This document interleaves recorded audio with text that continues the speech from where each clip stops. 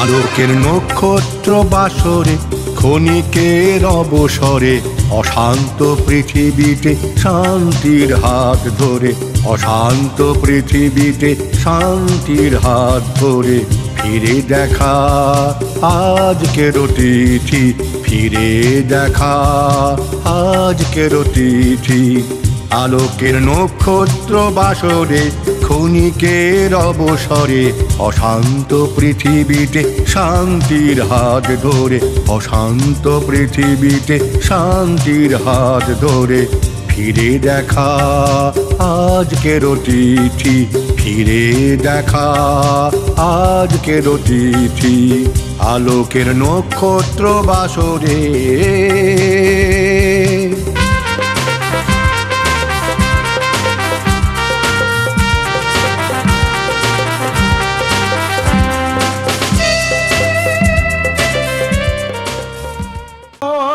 মানুষ পেলাম না রে, আমি এমন মানুষ পেলাম না রে, যে আমায় ব্যথা দিল না, হায় রে ব্যথা দিল না।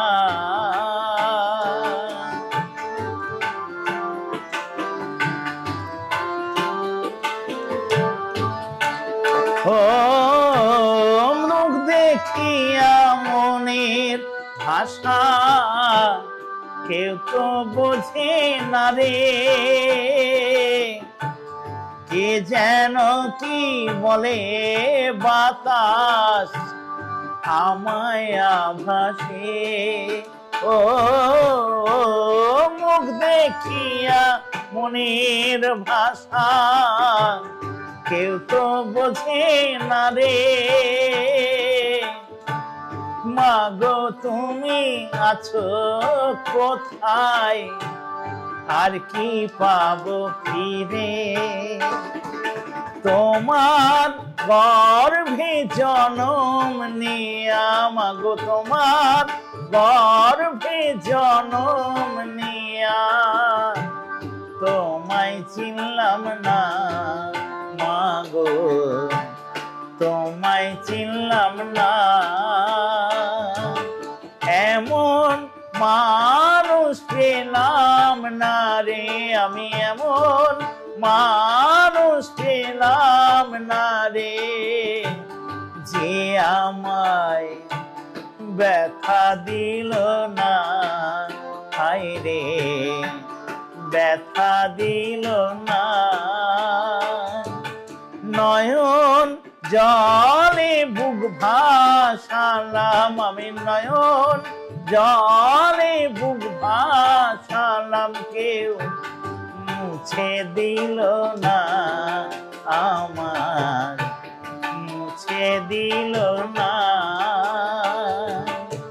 এমন মানুষ পেলাম না রে, আমি এমন মানুষ পেলাম না রে, যে আমায় ব্যথা দিল না, হায় রে ব্যথা দিল না।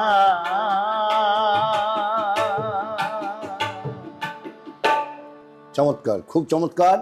দর্শক বন্ধু, আমরা চলে এসেছি আপনাদের একান্ত প্রিয় অনুষ্ঠান, খুব সুন্দর একটি অনুষ্ঠান, হাই নিউজ টেলিভিশন চ্যানেল নিবেদিত, আমি সাংবাদিক সঙ্গীত শিল্পী মানবেন্দ্র চক্রবর্তী পরিচালিত ফিরে দেখা আজকের অতিথি, যার সঙ্গীত দিয়ে আমরা আজকে এই অনুষ্ঠানে আমরা প্রবেশ করলাম। তিনি সকলের পরিচিত, নিশ্চয় তাকে আমাকে পরিচয় করে দিতে হবে না, সকলের পরিচিত সুগায়ক, সুকণ্ঠের অধিকারী, বিখ্যাত বললেও ভোলাবে, তার সম্পর্কে যত কম বলা যায় ততই ভালো।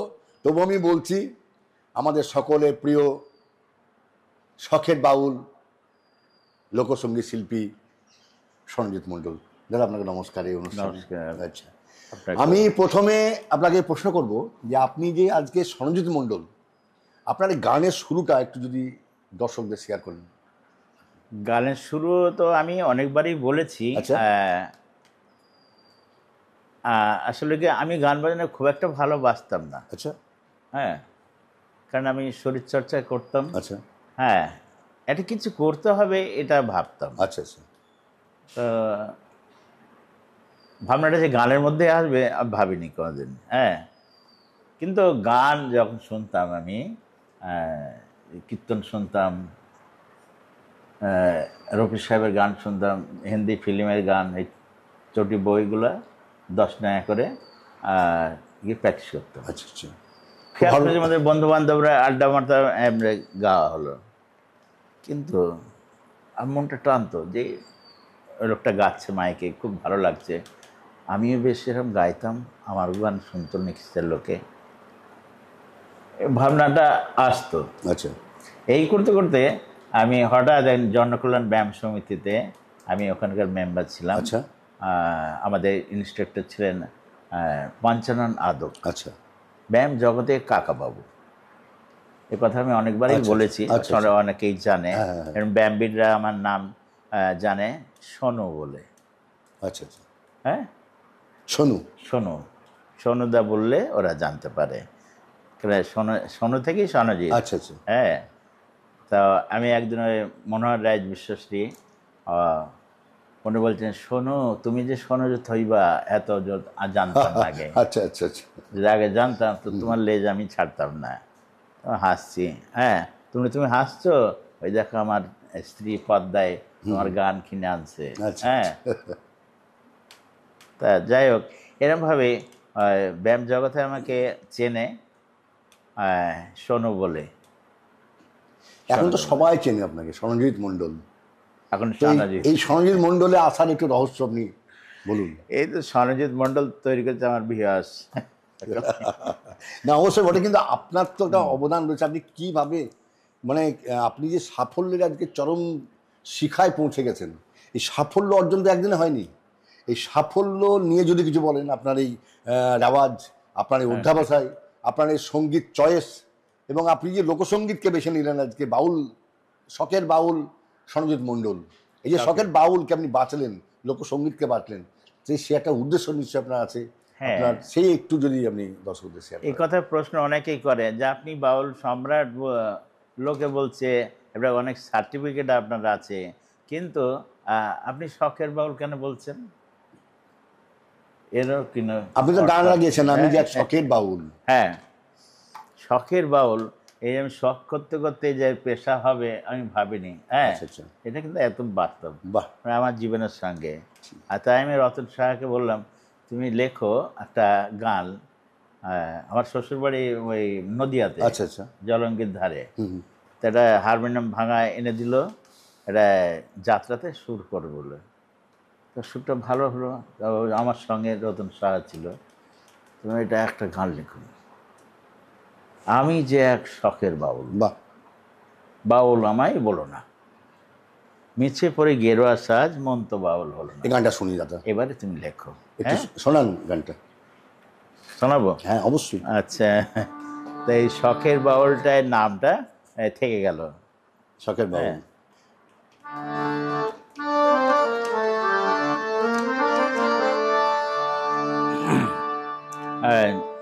বিশ্বজিৎ মজুমদার আপনার বাজাচ্ছে।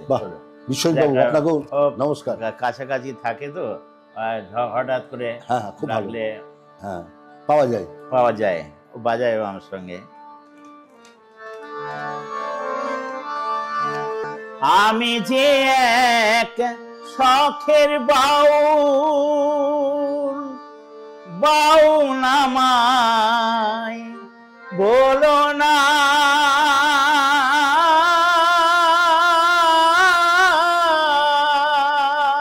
অপূর্ব। নিচে পড়ি গেরুয়া সাজ, মন তো বাউল হলো না, মন তো বাউল হলো না। আমি যে এক শখের বাউল, বাউল আমায় বলো না, মিছে পড়ি গেরুয়া সাজ, মন তো বাউল হলো হলো না, মন তো বাউল হলো না, মিছে পড়ি গেরো আশাজ, মন তো বাউল হলো না, মন তো বাউল হলো না।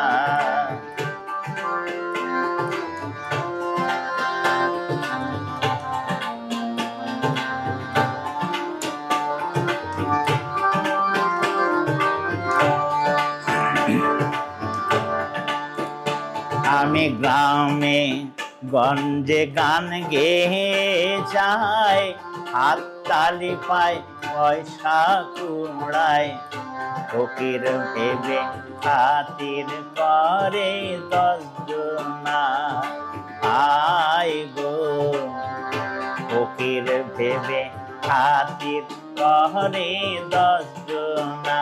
আমি ধন ভিখারি মান ভিখারি, অভাব আমার গেল না, আমি ধন ভিখারি মান ভিখারি, অভাব আমার গেল না, মিছে পড়ি গেরো আশাজ, মন তো বাউল হলো না, মন তো বাউল হলো না, মিছে পড়ি গেরো আশাজ, মন তো বাউল হলো না, মন তো বাউল হলো না। আমি যে এক শখের বাউল, বাউল আমায় বলো না,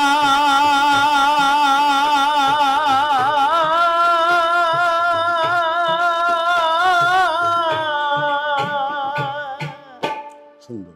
দর্শক বন্ধু, আমরা রয়েছি কথায় কথায়, গানে গানে আমাদের সঙ্গীত সম্রাট লোকসঙ্গীত সনজিৎ মণ্ডল সঙ্গে।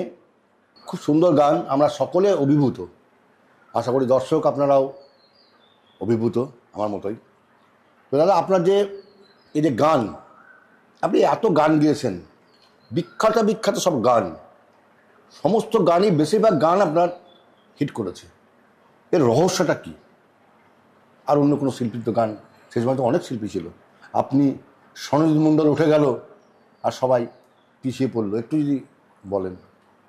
না, এটা ভুল কথা হবে, না ভুল, ভালো গাচ্ছে। না আমি আমি কাউকে ছোট না করে বলছি, কিন্তু সনজিৎ মণ্ডল ইজ সনজিৎ মণ্ডল, এর কোনো তুলনা নেই। আপনি, আমি সেই কথা বলছি যে সনজিৎ মণ্ডল কারোর মতো তো হয় না। কিভাবে স্ট্রাগলটা আপনি কিভাবে আপনি করলেন? এটার পেছনে অনেক রহস্য তো রয়েছে কিছু কিছু। আমি যখন আপনি যখন কথাটা তুললেন, বলতেই হয়, তখন ছিল 83 সাল, 83। তখন বড় বড় তাবড় তাবড় শিল্পীরা রয়েছে, হ্যাঁ, মার্কেটে, যেমন প্রয়াত গোষ্ঠগোপাল, হ্যাঁ, পূর্ণচন্দ্র দাস বাউল, হ্যাঁ, প্রহ্লাদ ব্রহ্মচারী,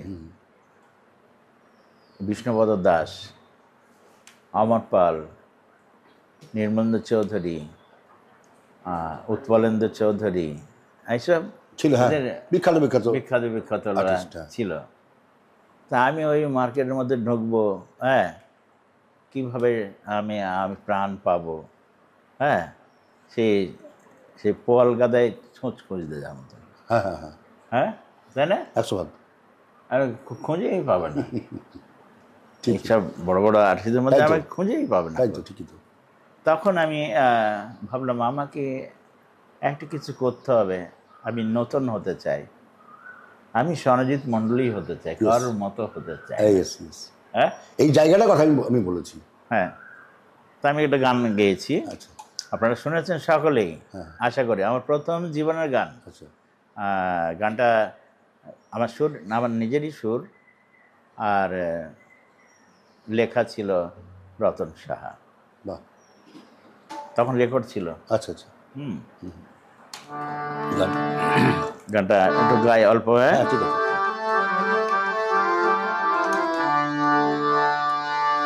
সব জনমের কত সাধনায় পেয়েছি এ মানব প্রাণ, শত জনমের কত সাধনায় পেয়েছি এ মানব প্রাণ।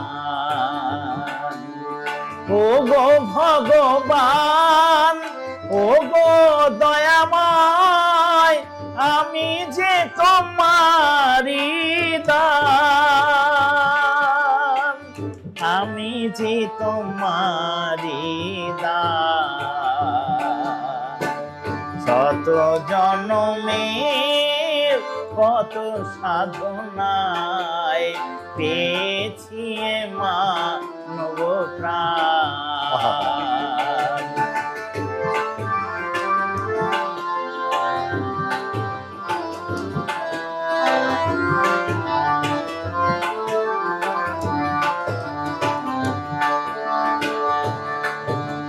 পশু পাখি ফুল পাহাড় নদী গায়ে তব নাম নিরবধি।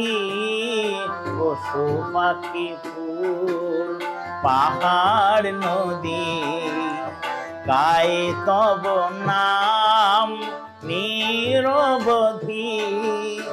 বহু রূপে যে তোমার লীলা, প্রভু তুমি কত মহান,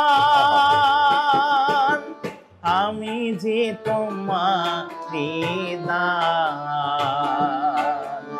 শত জনমের কত সাধনায় পেয়েছি এ মানব প্রাণ।